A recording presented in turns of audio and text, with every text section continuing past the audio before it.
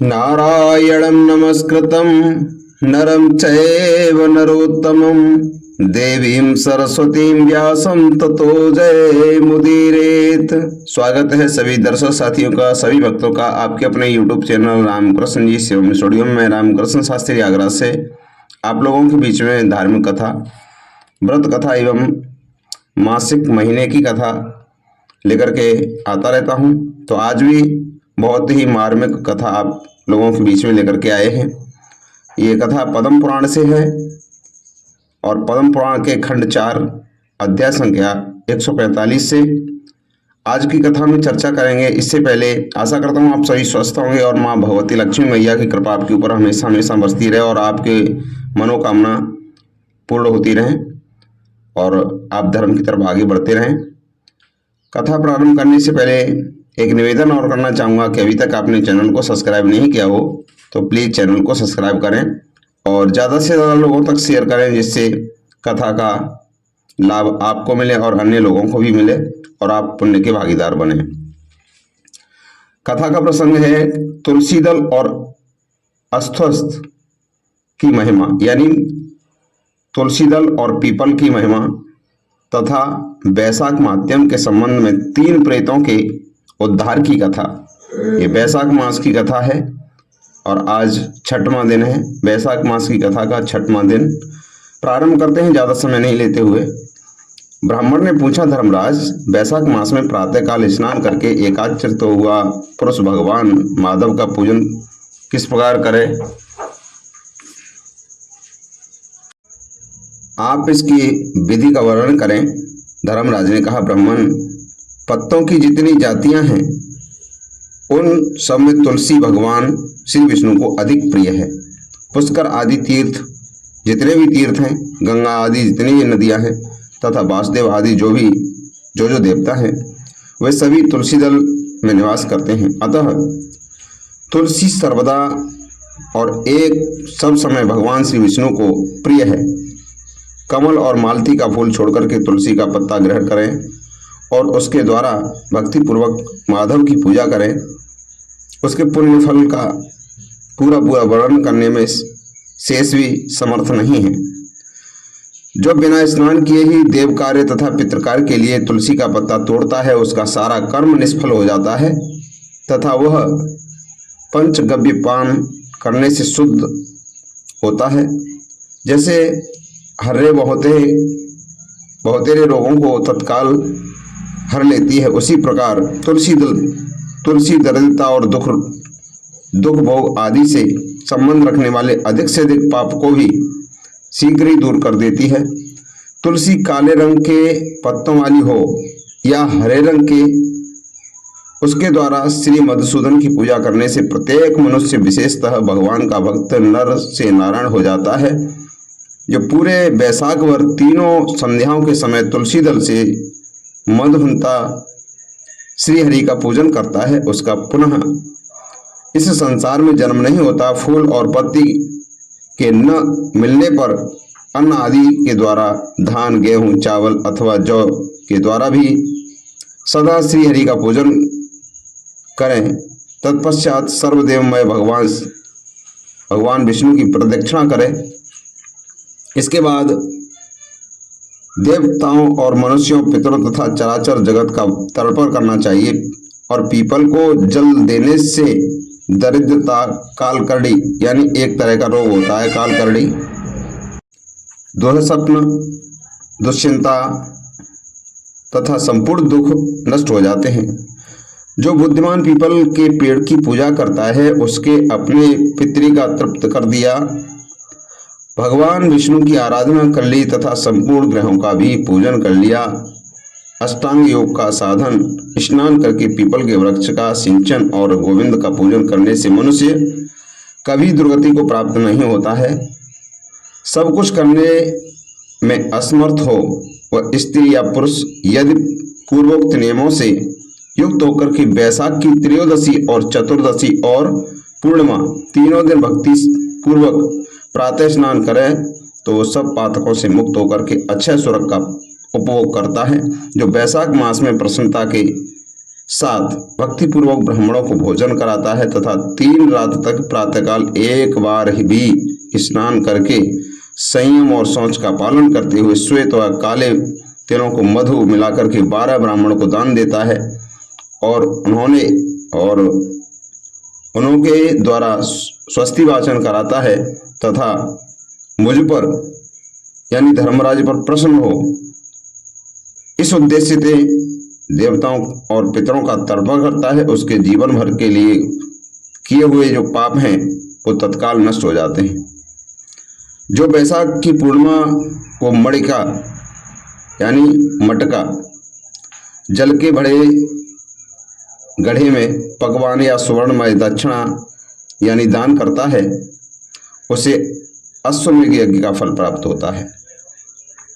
इस विषय में एक प्राचीन इतिहास कहा जाता है जिसमें एक ब्राह्मण का महान वन के भीतर प्रेतों के साथ संवाद हुआ था। मध्य देश में एक धन शर्मा नामक ब्राह्मण रहता था। उसके पाप का लेस मात्र भी उसमें पाप का लेस मात्र भी नहीं था। एक दिन वह कुश आदि के लिए वन में गया। वहां उसने एक अद्भुत बात देखी। उसने 3 महाप्रेत दिखाई दिए जो बड़े ही दुष्ट और भयंकर थे। धन शर्मा उन्हें देख करके डर गया। उन प्रेतों के केस ऊपर को उठे हुए थे, लाल लाल आंखें, काले काले दांत, सूखा हुआ उनका पेट था। धन शर्मा ने पूछा, तुम लोग कौन हो? यह नार की अवस्था तुम्हें कैसे प्राप्त हुई? मैं भय से आतुर और दुखी हूँ, दया का पात्र हूँ, मेरी रक्षा करो। मैं भगवान विष्णु का दास, मेरी रक्षा करने से भगवान तुम लोगों का भी कल्याण करेंगे। भगवान विष्णु ब्राह्मणों के हितैषी हैं और मुझ पर दया करने से वे तुम्हारे ऊपर संतुष्ट होंगे। श्री विष्णु का अरसी के फूल के समान श्याम वर्ण है, वे पीताम्बरधारी हैं। उनका नाम श्रवण करने मात्र से सब कुछ पाप क्षय हो जाते हैं। भगवान आदि और अंत से रहित शंख चक्र तथा गदा धारण करने वाले अविनाशी कमल के समान नेत्रों वाले तथा प्रेतों को मोक्ष प्रदान करने वाले हैं। यमराज कहते हैं, ब्राह्मण भगवान विष्णु का नाम सुनने मात्र से वे पिशाच संतुष्ट हो गए, उनका भाव पवित्र हो गया, वे दया उदारता के वशीभूत हो गए और ब्राह्मण के कहे हुए वचन से उन्हें बड़ी प्रसन्नता हुई। उसके पूछने पर वे प्रेत इस प्रकार बोले कि प्रेतों ने कहा, विप्र, तुम्हारे दर्शन मात्र से तथा भगवान श्री हरि का नाम सुनने से हम इस समय दूसरे ही भाव को प्राप्त हो गए हैं। हमारा भाव बदल गया है, हम दयालु हो गए हैं।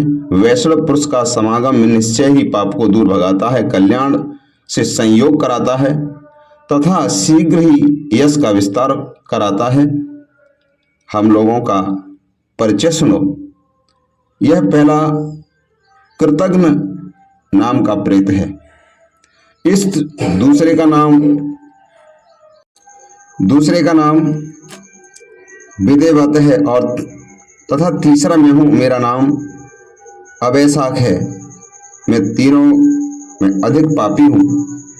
इस प्रथम पापी ने सदा ही कृतघ्नात की है और अतः उसके कर्म के अनुसार इसको कृतघ्न नाम पड़ा है।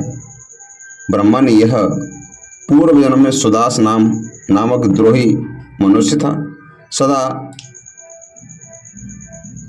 कृतघ्नता किया करता था। उसी पाप से यह इस अवस्था को प्राप्त हुआ है। अत्यंत पापी, धूर्त और गुरु और स्वामी का अहित करने वाले मनुष्य के लिए भी पापों से छूटने का उपाय है, परंतु कृतघ्न के लिए कोई प्रायश्चित नहीं है। इस दूसरे पापी ने देवताओं का पूजन किए बिना ही सदा अन्न भोजन किया है। इसने गुरु तथा ब्राह्मणों को भी कभी दान नहीं दिया है, इसलिए इसका नाम विदेवत हुआ। यह पूर्व जन्म में हरिवीर नाम से विख्यात राजा था। 10,000 गांवों पर इसका अधिकार था। यह रोप, अहंकार और नास्तिकता के कारण गुरुजनों की आज्ञा का उल्लंघन करने में तत्पर रहता था। प्रतिदिन पंच महायज्ञों का अनुष्ठान किए बिना ही खाता और ब्राह्मणों की निंदा किया करता था। उसी पाप कर्म के कारण यह बड़े बड़े नरकों का कष्ट होकर इस विदेवत नामक प्रेत हुआ है। अवैशाख नामक तीसरा प्रेत मैं हूँ। मैं पूर्व जन्म में ब्राह्मण था। मध्य देश में मेरा जन्म हुआ था। मेरा नाम भी गौतम था और गोत्र भी मैं बासुपुर गांव में निवास करता था। मैंने वैशाख मास में भगवान माधव की प्रसन्नता के उद्देश्य से कभी स्नान नहीं किया, दान और हवन भी नहीं किया। विशेषतः वैशाख मास से संबंध रखने वाले मैंने कोई भी कर्म नहीं किया। वैशाख में भगवान मधुसूदन का पूजन नहीं किया, विद्वान पुरुषों को दान नहीं दिया, उन्हें संतुष्ट नहीं किया। वैशाख मास की एक भी पूर्णिमा को जो पूर्ण फल देने वाली हैं, मैंने कभी स्नान, दान, शुभ कर्म, पूजा पुण्य के द्वारा उसके व्रत का पालन नहीं किया। इससे मेरा सारा वैदिक कर्म निष्फल हो गया और मैं अवैशाख नामक प्रेत होकर के सब ओर विचरता हूँ। हम तीनों के प्रेत योनि में पड़ने का जो कारण है वो सब मैंने तुम्हें बता दिया। अब तुम हम लोगों का पाप से उद्धार करो, क्योंकि तुम ब्राह्मण हो, पुण्यात्मा, साधु पुरुष तीर्थों से बढ़कर होते हैं। वे शरण में आए हुए महान पापियों को भी नरक से तार देते हैं। जो मनुष्य सदा गंगा आदि संपूर्ण तीर्थों में स्नान करता है वह केवल साधु पुरुषों का संग करता है। उसमें साधु संग करने वाला पुरुष ही श्रेष्ठ है। अतः तुम मेरा उद्धार करो। अथवा मेरे एक पुत्र हैं जो धन शर्मा नाम से विख्यात हैं। स्वामी, तुम उसी के पास जाकर के ये सभी बातें समझाओ।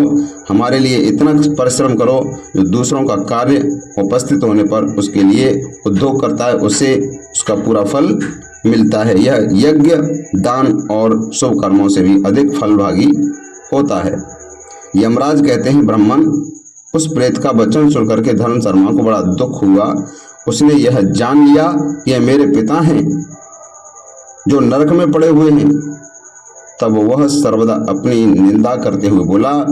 धन शर्मा ने कहा, स्वामी, मैं ही गौतम का आपका पुत्र धन शर्मा हूँ।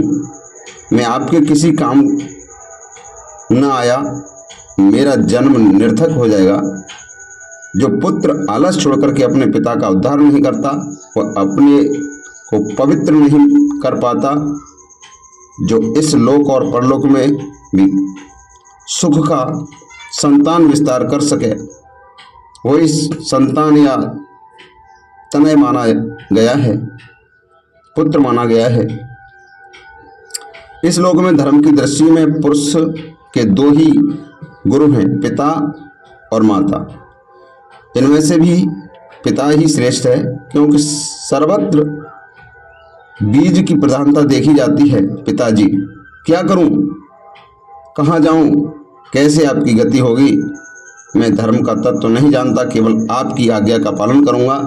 प्रेत बोला, बेटा घर जाओ और यमुना में विधि पूर्वक स्नान करो। आज से 5वें दिन वैशाख की पूर्णिमा आने वाली है, जो सब प्रकार की उत्तम गति प्रदान करने वाली तथा देवता और पितरों के लिए पूजन के लिए उपयुक्त है। उस दिन पितरों के निमित्त भक्ति पूर्वक तिल मिश्रित जल का घड़ा, अन्न और फल दान करना चाहिए। उस दिन जो श्राद्ध किया जाता है वह पितरों को 1000 वर्षों तक आनंद प्रदान करने वाला होता है। जो वैशाख की पूर्णिमा को विधि पूर्वक स्नान करके 10 ब्राह्मणों को खीर भोजन कराता है वह सब पापों से मुक्त हो जाता है।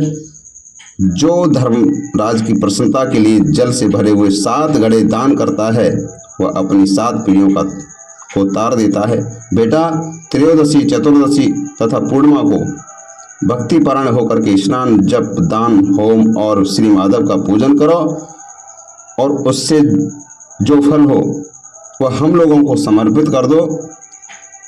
ये दोनों प्रेत भी मेरे परिचित हो गए हैं, अतः इनको इसी अवस्था में छोड़कर मैं स्वर्ग में नहीं जा सकता। इन दोनों के पाप का भी अंत आ गया है। यमराज कहते हैं, ब्राह्मण, बहुत अच्छा कहकर के वह श्रेष्ठ ब्राह्मण अपने घर गया और वहां जाकर के उसने सब कुछ उसी तरह किया। वह प्रसन्नता पूर्वक परम भक्ति के साथ वैशाख मास स्नान दान करने लगा और वैशाख की पूर्णिमा आने पर उसने आनंद पूर्वक भक्ति से स्नान किया और बहुत से दान करके उन सबको पृथक पृथक पुण्य प्रदान किया। उस पवित्र दान के संयोग से वे सब आनंदमग्न हो विमान पर बैठ करके तत्क्षण ईश्वर को चले गए। ब्राह्मणों में श्रेष्ठ धर्म शर्मा भी श्रुति स्मृति तथा पुराणों का ज्ञाता था। वह चिरकाल तक उत्तम भोग करके अंत में ब्रह्मलोक को प्राप्त हुआ। अतः यह वैशाख की पूर्णिमा परम पुण्यमयी तथा समस्त विश्व को पवित्र करने वाली है। इसका महत्व बहुत ही बड़ा है। अतः मैं संक्षेप में तुम्हें इसका महत्व बतला दिया। जो वैशाख मास में प्रातःकाल स्नान करके नियमों के पालन से विशुद्ध चित्त होकर के भगवान मधुसूदन की पूजा करते हैं, वे ही मनुष्य धन्य हैं और वे ही पुण्यात्मा तथा वे ही संसार में पुरुषार्थ के भागी हैं। जो वैशाख मास में सवेरे स्नान करके संपूर्ण यम नियमों से युक्त हो भगवान लक्ष्मीपति की आराधना करता है, वो निश्चय ही अपने पाप का नाश कर डालता है तथा प्रातःकाल उठकर के श्री विष्णु की पूजा करने के लिए गंगा जी के जल में डुबकी लगाते हैं। उन्हीं पुरुषों के लिए समय का सदुपयोग किया है और वे ही मनुष्यों में धन्य और पाप रहते हैं। वैशाख मास प्रातःकाल नियम युक्त होकर के जो मनुष्य सब तीर्थों में स्नान करने के लिए पैर बढ़ाता है, उस समय श्री माधव के स्मरण और नाम संकीर्तन से उसका एक एक पग अश्वमेध यज्ञ के समान पुण्य देने वाला होता है। श्री हरि के प्रियतम वैशाख मास में व्रत का यदि पालन किया जाए तो वह मेरु पर्वत के समान बड़े उग्र पाप को भी जलाकर के भस्म कर डालता है। विप्रवर, तुम पर अनुग्रह होने के कारण मैंने यह प्रसंग संक्षेप में तुम्हें बता दिया। जो मेरे कहे हुए इस इतिहास को भक्तिपूर्वक सुनेगा वह भी सब पापों से मुक्त हो जाएगा तथा मेरे लोक और यमलोक में नहीं आना पड़ेगा। वैशाख मास के व्रत का विधि पूर्वक पालन करने से उनके अनेकों बार किए हुए ब्रह्म हत्या आदि जैसे पाप हैं, बड़े बड़े पाप हैं, सभी नष्ट हो जाते हैं। यह निश्चित बात है।